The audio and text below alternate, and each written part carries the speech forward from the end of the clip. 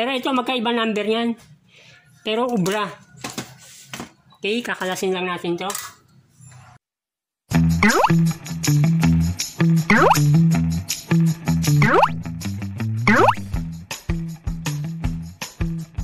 Hello mga katek!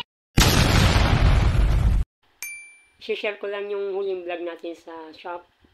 Ito, gagawa tayo ng Samsung na 40 inches. Ang sira nito, pag sinaksak natin,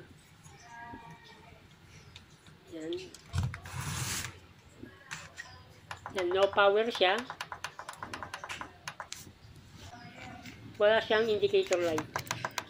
Okay, ito yung problema na gagawin natin. Tapos papakita ko na lang sa inyo yung model number. Yan, Samsung na 40 inches. Yan, ito yung motherboard. Tapos meron ding power supply board.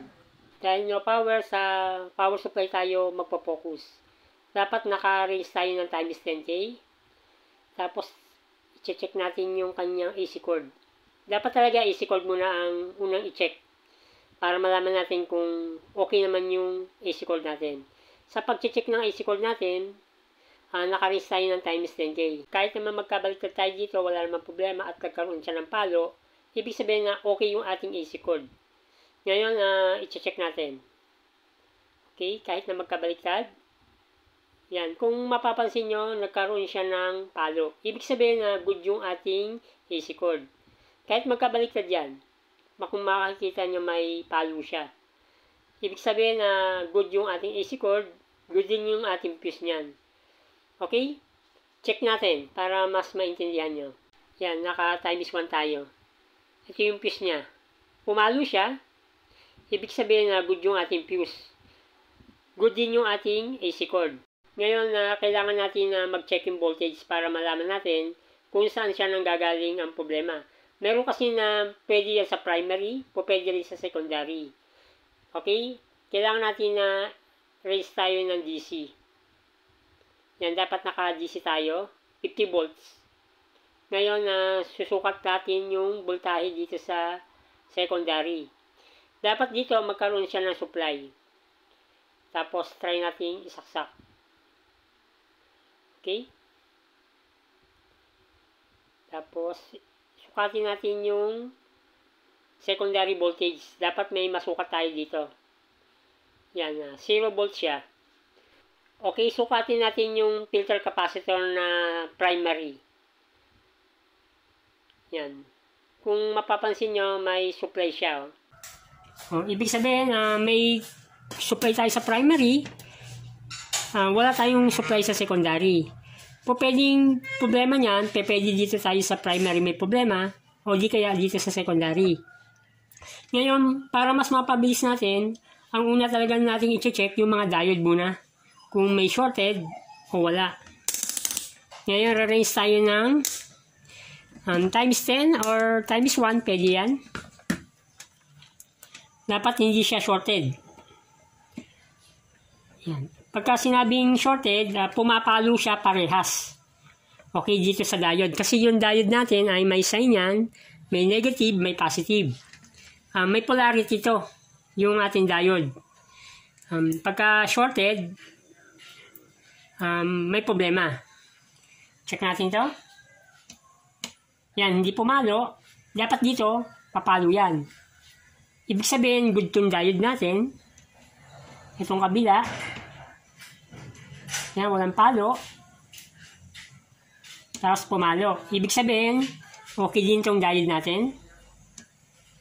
Dito, pumalo. Dapat pag ni-reverse, wala. Yan, ibig sabihin, okay to. Tapos ito, itong diode na to. Yan, pumalo. Wala. Ibig sabihin, good yung diode natin. Tapos dito sa tatlong to, yun natin.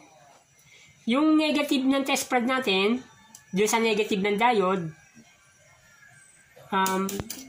pumalo siya. Nag-short siya, di ba? Tapos pag binalitad natin to, diba? Pumalo rin siya. Ibig sabihin na may problema dito sa diode na to, no? Tingnan natin itong isa. may palo rin. Pagka nireverse natin, may palo rin. Okay? Tapos dito, may palo rin. Ibig sabihin, dito sa tatlong to, ay may shorted. Po pwedeng isa yung shorted, po pwedeng dalawa, o di kaya lahat shorted. Ngayon, i-check natin kung alin dito ang nag-shorted dito sa tatlong to. Okay, bago natin galawin, dapat i-discharge muna natin yung filter capacitor. Kasi nag-iipon siya ng kuryente. Ngayon, dapat ma-discharge natin. Pag na-discharge yan, ibig sabihin wala na ang kuryente. Medyo mahirap kasi pagka nag-ground tayo. Yan, na-discharge natin. Ngayon, pagka sinukat natin to,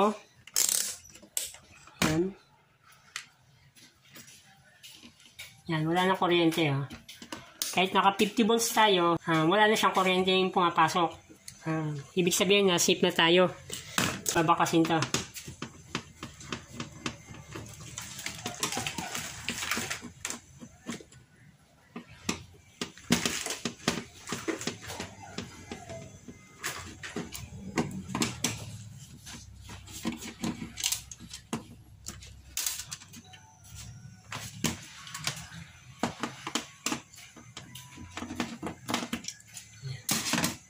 Tapos tatanggalin natin itong connector.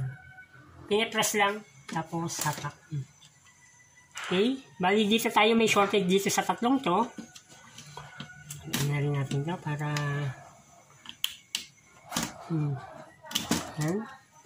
nandito problema natin dito sa tatlong to. Ngayon, kakalasin ko.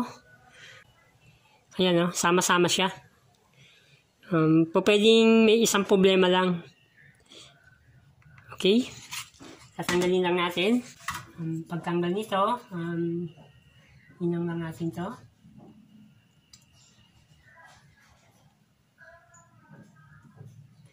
Yan. Tapos, hatakin natin to. Kahit nakakuha tayo ng long nose na. Yan. Kuha lang tayo long nose para hindi kayo mapasok. Tapos, dito. Hinang natin.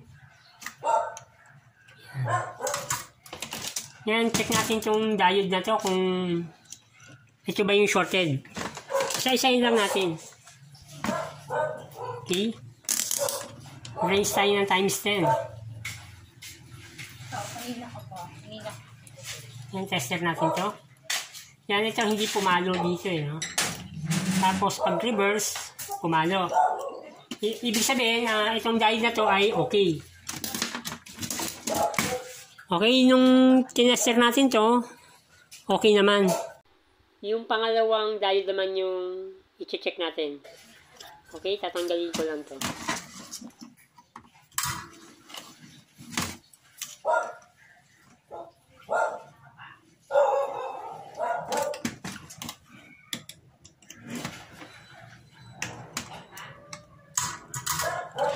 Yan.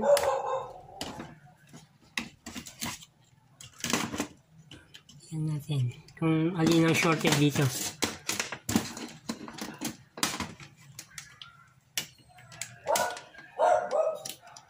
Yan, shorted. Shorted. Tapos itong isa, tingnan natin kung shorted din. May shorted din, di ba? Ngayon, itong isang to, tanggalin din natin.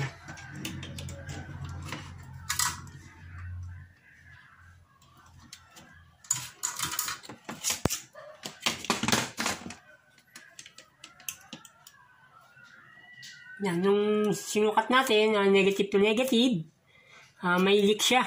Ito, leak to. Tapos pag nireverse natin, ay may palo rin. Ibig sabihin na dalawa ang may problema dito sa modelo na to. Ito. Pero itong isa ay okay pa. Ngayon, subukan natin i-raise ng times 10 kung may leak din siya. Yan, okay siya, ibig sabihin. Ibig sabihin, dalawa yung ating shorted. Itong dalawa lang ang papalitan natin. Itong isa ay okay pa. Okay? Tingnan nyo rin yung polarity, no? Kasi halos sama-sama naman siya eh. Yan, no? Ito yung negative. Lahat nandito yung negative. Okay? Yung isa, hindi na natin papalitan. Kasi okay naman yan. Mahirap din na magpalit na okay pa. Sayang naman. Okay?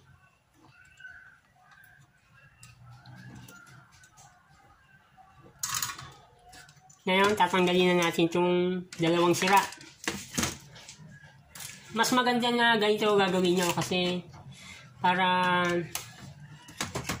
step by step natin magawa. Ano? Pagka tinatanggal nyo, mas madali ito kaysa ipump nyo. Ang pag-pump pagka natanggal na natin. Ito, sira to.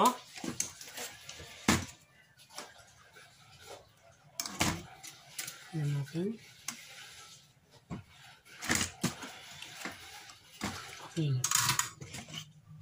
Bali, dito tayo may problema sa dalawang diode.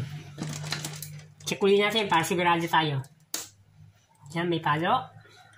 May palo. May palo. May palo. Ibig sabihin na itong dalawa ang may problema. Ang number nito ay MBR PH50SS. Ito rin, ganun din. MB. Ayan, halos parehas siya. Ngayon, dito sa dalawang diode na to, pagka ganito, pwede din tayong mga hulang kahit na sa mga TV or sa mga kahuyan na pyesa kung wala kayong ganito. Pero kung wala kayong mga kahuyan na kailangan nyo na bumili ng same value na rin para okay naman. Okay?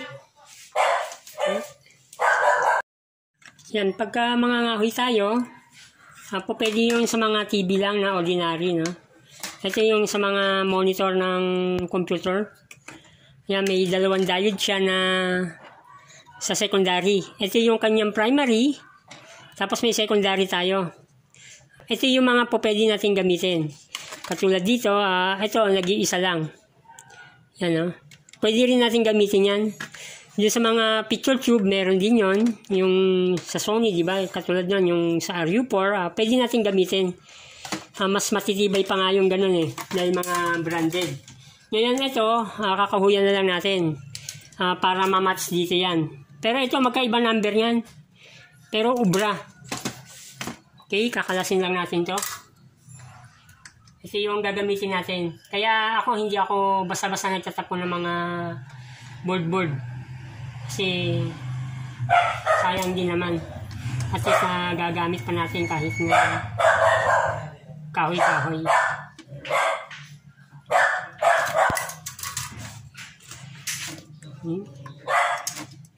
Alisin natin ito.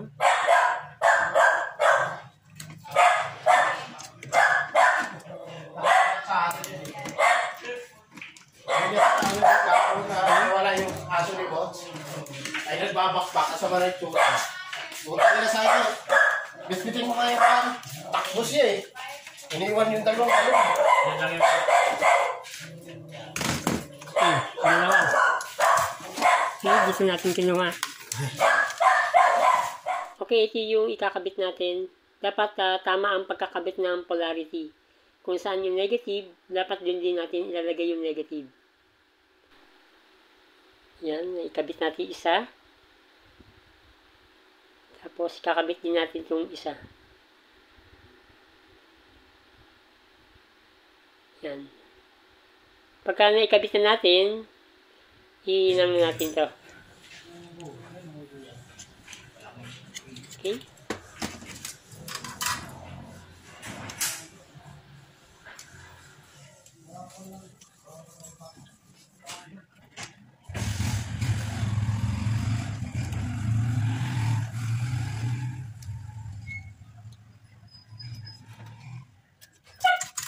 Okay na, ikabit na natin. Tapos, itetestingan natin. Isang tip sa mga nagsisimula, yung board natin, ingatan nyo. Kasi minsan may mga tornilyo, pagka dumikit yan sa mismong mga circuit natin na po pwedeng pagmulan ng sira. Talong lalala. Kaya dapat maingat tayo. Alisin natin yung mga tornilyo na nakadikit sa mismong board natin. Okay. Kahit 2 tornilyo lang muna, tapos subukan natin i-check. Ngayon, subukan natin kung mayroon ng voltahe na lumalabas sa secondary. Naka-range tayo ng DC. Okay, tapos yung negative natin, ilagay natin sa body. Tapos, saksak natin yung AC cord. Tapos, sukatin natin yung secondary voltage. Yan, naka-DC tayo. Naka-range siya ng 50 volts. Sukatin natin yung secondary. Yan, pagka sinaksak ko to, yan. Yun, may 12 volts supply na siya. Yan, may 12 volts. Ibig sabihin na yung diode lang talaga ang naging problema niya.